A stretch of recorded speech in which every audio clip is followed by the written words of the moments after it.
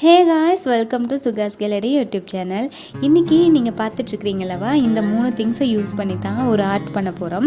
அது என்னென்னு நீங்கள் தெரிஞ்சுக்கிறதுக்கு முன்னாடி சுகாஸ் கேலரி சேனலை நீங்கள் புதுசாக பார்க்குறீங்க அப்படின்னா மறக்காமல் சப்ஸ்கிரைப் பண்ணிக்கோங்க.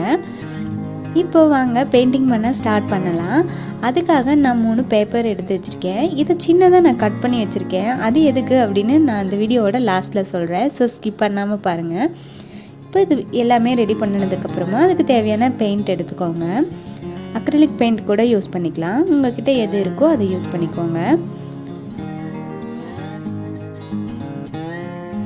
ஃபஸ்ட்டு க்ரீன் கலர் பெயிண்ட் எடுத்துகிட்டு லீவ்ஸ் ட்ரா பண்ணிகிட்ருக்கேன். அந்த 3 திங்ஸை எப்படியெல்லாம் யூஸ் பண்ணலாம் அப்படிங்கிறது தான் நான் காட்ட போகிறேன். ஸோ வெயிட் பண்ணி பாருங்கள்.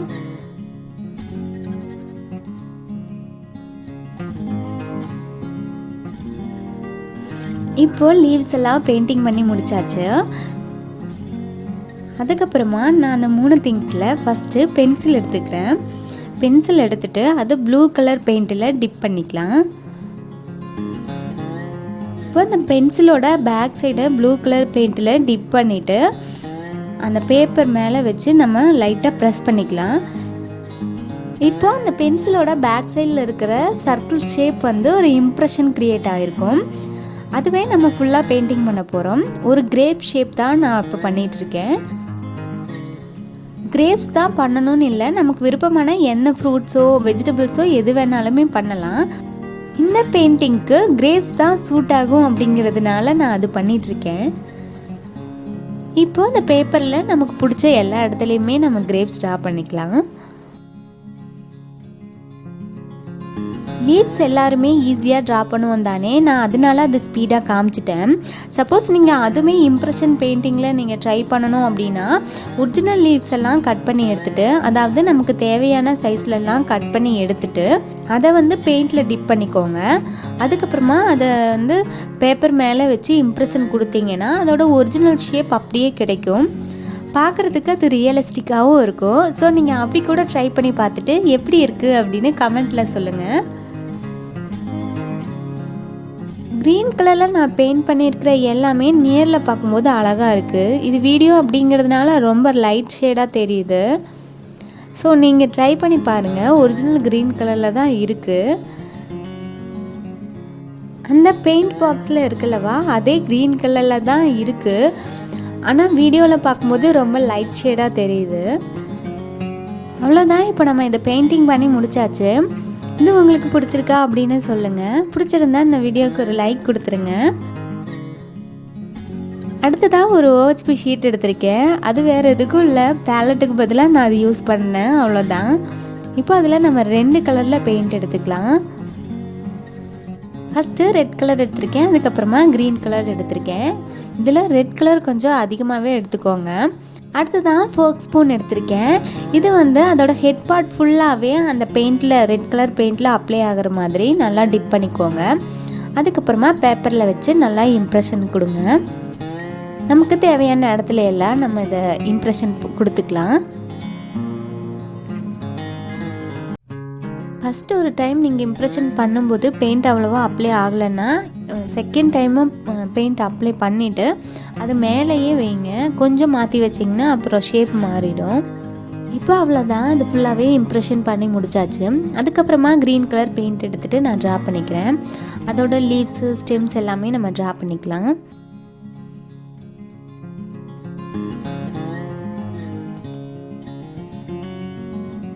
இப்போ அது எல்லாமே பெயிண்ட் பண்ணி முடிச்சதுக்கப்புறம் பாருங்கள், பார்க்குறதுக்கே ரொம்ப அழகாக இருக்குது.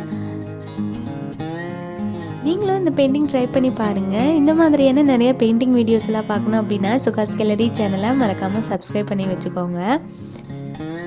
இப்போது நம்மளோட 2வது பெயிண்டிங்கும் கம்ப்ளீட் ஆயிடுச்சு. அதுக்கப்புறமா பிங்க் கலர் பெயிண்ட் எடுத்துகிட்டு நல்லா மிக்ஸ் பண்ணிக்கோங்க.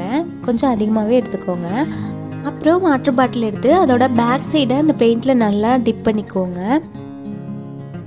டிப் பண்ணதுக்கப்புறமா அதை அந்த பேப்பரில் நம்ம இம்ப்ரெஷன் கொடுக்கலாம். அது என்ன மாதிரியான ஒரு டிசைனாக வருதுன்னு நீங்களே பாருங்கள். நல்லா இம்ப்ரெஷன் பண்ணி கிளாக் வைஸில் லைட்டாக ரொட்டேட் பண்ணுங்கள். இப்போ இப்போது ஒரு ஃப்ளவர் ஷேப் கிடச்சிருக்கு. நீங்கள் வேறு பாட்டில் கூட யூஸ் பண்ணி பாருங்கள், அந்த சென்டரில் இருக்கிற சர்க்கிள் பார்ட்டுமே கிடைக்கும். ஆனால் இந்த பாட்டிலில் அந்த சென்டர் பார்ட்டு நமக்கு கிடைக்கல. ஸோ அதுக்கு பதிலாக எல்லோ கலர் பெயிண்ட் எடுத்துகிட்டு நம்ம சென்டர்லேயுமே ட்ரா பண்ண போகிறோம்.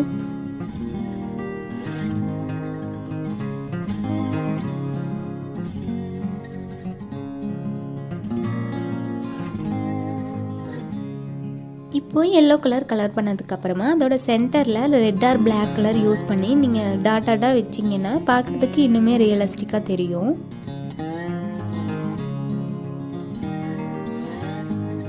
அடுத்ததான் அதெல்லாமே கம்ப்ளீட் பண்ணி முடிச்சதுக்கப்புறமா அதோட ஸ்டெம் பார்ட்டு அண்ட் லீவ்ஸ் எல்லாமே வரைஞ்சிக்கலாம்.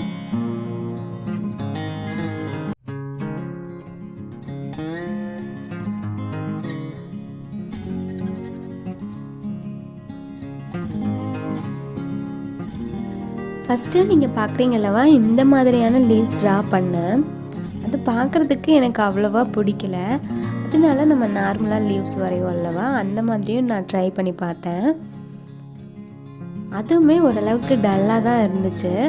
ஸோ இந்த மாதிரி உங்களோட பெயிண்டிங் வந்து லைட்டாக டல் ஆகிடுச்சு, இது ஒரு வேளை மிஸ்டேக் ஆகிடுச்சு அப்படின்னா அதை எப்படி அழகாக மாற்றுறது, எப்படி மேட்ச் பண்ணுறது அப்படின்னு சொல்கிறேன் உங்களுக்கு. இப்போது அது எல்லாமே நம்ம பெயிண்ட் பண்ணி முடிச்சிட்டோம். எனக்கு அவ்வளோவா சாட்டிஸ்ஃபேக்ஷன் இல்லை, ஒரு டல்லாக இருந்த மாதிரி தெரிஞ்சிச்சு. ஸோ அந்த ஃப்ளவரோட கீழ் பக்கத்தில் சின்னதாக கிராஸஸ் எல்லாம் இருக்கிற மாதிரி நான் ட்ரா பண்ணேன். இப்போ பாருங்கள், பார்க்குறதுக்கு ரொம்ப அழகாக இருக்குது. ஸோ இந்த மாதிரி ட்ரை பண்ணி நம்ம பெயிண்டிங்ஸை இன்னுமே அழகாக காட்டலாம். நீங்கள் இது எல்லாமே ட்ரை பண்ணி பாருங்கள். இதில் உங்களுக்கு எது பிடிச்சிருக்கு அப்படின்னு கமெண்ட்டில் சொல்லுங்கள். இப்போ இந்த பெயிண்டிங்ஸ் எல்லாமே ஃப்ரேம் பண்ணுறதுக்காக நான் ஃப்ரேம்ஸ் எல்லாம் ரெடி பண்ணி வச்சுருந்தேன். இதை எப்படி செய்கிறது அப்படிங்கிற வீடியோ நான் ஆல்ரெடி போஸ்ட் பண்ணியிருக்கேன். அதை நீங்கள் பார்க்கல அப்படின்னாலும் டிஸ்கிரிப்ஷன்லேயோ மேலே ஐகார்ட்லேயும் கொடுக்குறேன், செக் பண்ணி பாருங்கள். இப்போ அந்த பேப்பரில் பேக் சைடில் ஃபெவிகால் அப்ளை பண்ணிவிட்டு இதோட உள் பக்கத்தில் நம்ம பேஸ்ட் பண்ணிடலாம். இந்த ஃப்ரேமில் செட் பண்ணுறதுக்காகத்தான் நான் பேப்பரை ஆல்ரெடி அந்த ஃப்ரேம் சைஸுக்கு கட் பண்ணி வச்சுருந்தேன்.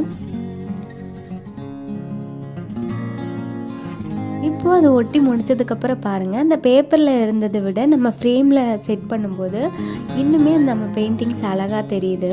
ஸோ நீங்களும் இந்த ஃப்ரேம் வச்சு ட்ரை பண்ணி பாருங்கள். ஃப்ரேம் செய்கிறது அவ்வளோ கஷ்டம்லாம் இல்லை.